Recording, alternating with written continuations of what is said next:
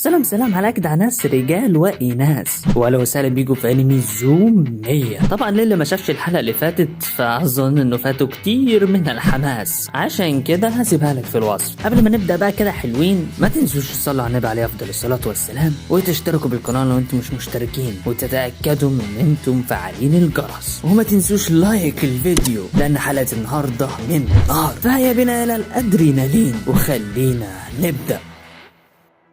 بعدها بنشوفه هو في العمل ولكن بيكون في حالة مش كويسة نهائي، وبنشوف كمان رئيس القسم بتاعه عمال بيصرخ وبيزعق في الموظفين اللي في الشركة، وبيخبط على المكتب وايده كلها بتبقى دم، في حين ان تندو وسامع كل الكلام ده بيكون هينفجر من كمية الضغط الرهيب من الشغل ومن اللي بيحصل، بس بيفهم من اللي هو فيه وبيقول زي العبيط انا اسف يا رئيس، ولكن بيعرف ان ده كان مجرد كابوس. واول ما بيبص على غرفته عرف انه اصلا مش محتاج يروح للشغل، حرفيا الشغل عمل الولد ده هيستيريا في دماغه، وبيروح لعند البلكونه وبيصرخ زي الاهبل وبيقول صباح الخير ايها الزنبل اللعناء، وطبعا ده لانهم عمالين يزيدوا بشكل مش طبيعي وبسرعه كبيره، بس صاحبنا تندو بيكون عاملهم زي الزباله وبيرمي اكياس الزباله عليهم، وبنشوفه هو عمال ينظف ويمسح ويكنس في شقته وكمان يغسل هدومه اللي بقى لها سنين من التنة، حرفيا الشقه بتاعته بقت بتلمع وخلص على سنجة 10، وبيقول ياه ده الواحد كان عايش في مزبله والله بسبب الشغل ده، وبيكون في قمه السعاده وبيقول ده انا بقيت في نعمه، وبيروح عند التلاجة علشان يجيب مشروبه المفضل اللي بعد ما شربه بيكون في قمة السعادة التي لا توصف، ده لدرجة انه بيطلق عليه اسم مشروب السعادة. وبنشوفه كمان وهو بيحضر نشرة الاخبار اللي تتكلم عن اخبار المدينة اللي باين عليها الخراب والدمار في كل مكان بشكل لا يصدق بسبب انتشار الزومبي ده، حتى الاستوديو بتاع نشر الاخبار تم اقتحامه وتدميره من قبل وحوش الزومبي الملاعين، وبعدها بقى حاسس بشوية خطورة بسبب اللي بيحصل وقد ايه دي حاجة خطيرة، ولكن هو بيتكلم مع نفسه بيلاحظ ان مشروبه المفضل خلص، فبيروح علشان يجيب واحدة تانية من التلاجة ولكن بيلاقيه خلص، بينصدم وبيكون هيتجنن بمعنى الكلمة لان ده مشروب الحياة بالنسبة له، فبيضطر انه يروح ويخرج في المدينة عشان يجيب مشروبه المفضل من تاني، ولكن اول ما بيبص من البلكونة بيلاقي واحدة من الزومبي بتبص عليه اللي هو انا هقرمك يعني هقرمك، فبيخاف وبيدخل تاني، بس اول ما بيبص على مشروب الحياة بيقول لا ما بدهاش بقى انا لازم اخرج. بعدها بنشوف اتنين من الاشخاص والزومبي بيحاولوا يقتحموا المكان عليهم عشان يعملوا معاهم الصح، وبيكونوا هما الاتنين خايفين جدا منهم ومش عارفين يعملوا ايه في الورطة اللي هما فيها دي، وان كده خلاص انتهى امرهم، فبيروح زوج عند البلكونة عشان يطلب المساعدة من اي حد بره، ولسه هينده على حد فجأة بيلاقي صاحبنا تندو وهو بينزل من على ماسورة العمارة زي الحرامية، واول ما بيبصوا لبعض في لحظات من الصمت كل واحد فيهم بيصرخ في وش التاني زي المجانين، حتى مراته هي كمان بتصرخ لانهم كانوا فاكرينه زومبي، بس بعدها بيفهموا تندو ان هو مش زومبي ولا حاجه وكان بيهرب من الزومبي اصلا. الراجل بيكون طيب معاه وبيقول له خلاص تعالى اتخبى معانا احنا هنا في امان، فبيقول له تندو يا عم تنيل انت مش شايف المدعكه اللي عندك جوه دي، وبعدين انا لازم اروح علشان عايز اجيب شويه حاجات عايزين حاجه اجيبها لكم معايا، فبيقول له طالما ما عندكش مانع خلاص هات ورقه اتولدت معاك علشان الورق اللي هنا خلص والمصلحه باظت خالص، واكيد انتوا عارفين ايه هي المصلحه يعني، فبيقول لهم خلصانه. هو بالفعل بيروح للسوبر ماركت ولكن هو ماشي بعجلته بيلاحظ ان الزومبي بيهجموا عليه وان كمان اعدادهم زادوا بشكل كبير، ولكن هو عنده انه يموت ولا يعيش ثانيه واحده بدون مشروب والحياه بتاعه. بعدها بيوصل للسوبر ماركت ولكن بنلاحظ وجود كاميرا متركبه على دراجه والظاهر ان في حد بيراقب المكان، وبنشوفها كمان وهي بتصور تندو وهو داخل السوبر ماركت وكان عمال يغني زي اللهبل، وهو بيغني زي اللهبل كده بيلاحظ وجود بنت في المكان وبيعرف ان هي ما تحولتش لزومبي، ولكن كل اللي همه انه حس بالاحراج لانه كان بيغني زي العبيط، فبيحاول يتعامل معاها بشكل طبيعي وبيفضل يتكلم معاها بخصوص الزومبي وكده، ولكن مش بتديله اي اهتمام اصلا ومش بترد عليه وبتمشي وبتسيبه يتكلم مع نفسه، بس بيروح لها وبيطلب منها تديله رقم موبايلها علشان يتواصلوا مع بعض، بس مش بترد عليه وبتطلع جهازها وبتسأله عن سبب مخاطرته بكل حاجة علشان بس يشتري شوية حاجات ما تستاهلش اصلا انه يضحي بحياته علشانها، وبترفض انها تدي رقمه لشخص مستهتر زيه وما بيعرفش حتى ان هو يحلل المخاطر وان ده هيأثر على حياتها هي كمان، وطبعا هو مش فاهم من امها اي حاجه، ولكن هما بيتكلموا تندو بيلاحظ ان الزومبل بدأت في اقتحام المكان اللي هما فيه. المشكله رغم الاقتحام اللي بيحصل عليهم ده البنت العبيطه دي بتكون لسه مستمره في كلامها عن النجاه من الزومبل، بيهجموا عليها وخلاص هيوصلوا لها، تندو على طول بيروح وبيقف قدامها علشان يتصدى ويحميها منهم، ولكن فجاه بنشوفه وهي بتمسكه من هدومه وبيترموا هما الاتنين بعيد عنهم، والزومبل لسه هيهجموا عليهم ولكن بننصدم بشاحنه كبيره بتكسر هم السوبر السوبر ماركت على الزومبي وبتدمرهم حرفيا، وبيحصل جو رومانسي بينهم هما الاتنين، ولكن بتسيبه وبتمشي، وهو بيكون لسه مهنج من اللي حصل ده، بس بيقوم علشان يشكرها على انقاذها ليه، وبيلاقيها سرقت العجله بتاعته وهربت بيها. بيقول لها يا بنت الحراميه، طب انا هروح ازاي دلوقتي؟ الله يخرب بيتك. بس بيفهم سبب كلامها عن المخاطر وانه لازم يفكر في الحاجه قبل ما يعملها وما يتصرفش بغباء كده، وبيكون مبهور جدا بيها وجمالها، وبيسأل اذا كان هيشوفها تاني ولا لا، بس بيلاحظ ان الزومبي خلاص ملت المكان ولازم يهرب والا هيتعمل منه بطاطس محمره، بس بيكون مش لاقي حاجه يهرب بيها، ولكن بيلاقي حته هارلي اللي من ايام جدي وجدك،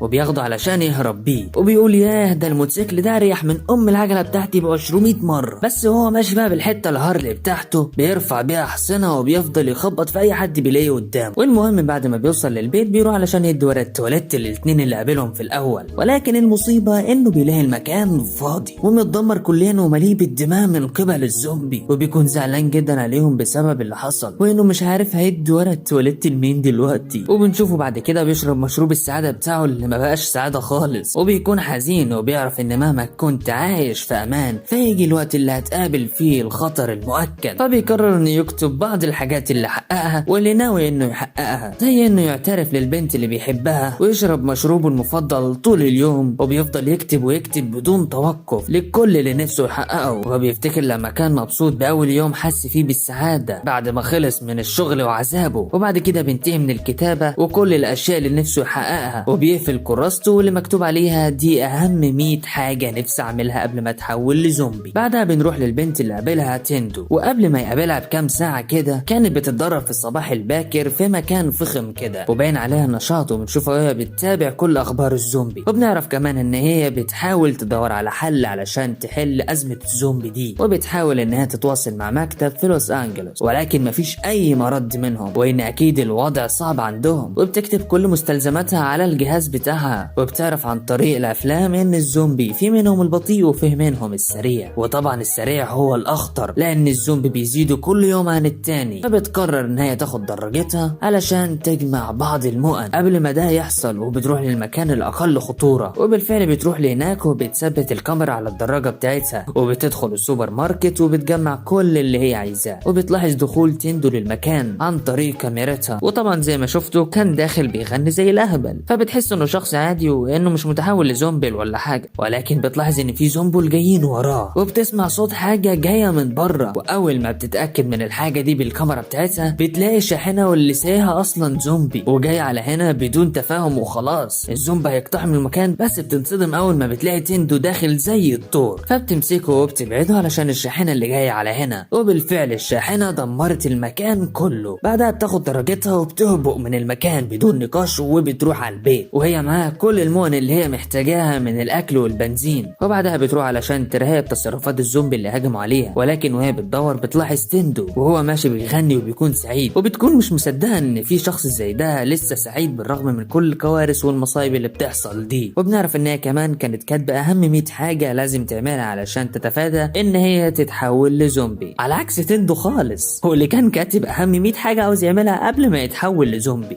مش عارف سبحان الله. وبس كده، فاللي متحمس يعرف باقي الاحداث يشترك في القناه ويتاكد انه مفعل الجرس علشان نعرف اذا كان هيقدر يحصل على اللقاء تاني بينه وبين البنت دي ولا لا. ده اللي هنعرفه في باقي الحلقات. ما تنسوش تصلوا على النبي عليه افضل الصلاه والسلام. والى هنا كان فيديو النهارده، اشوفكم الفيديو القادم على خير. كان معكم الراوي، وبيس.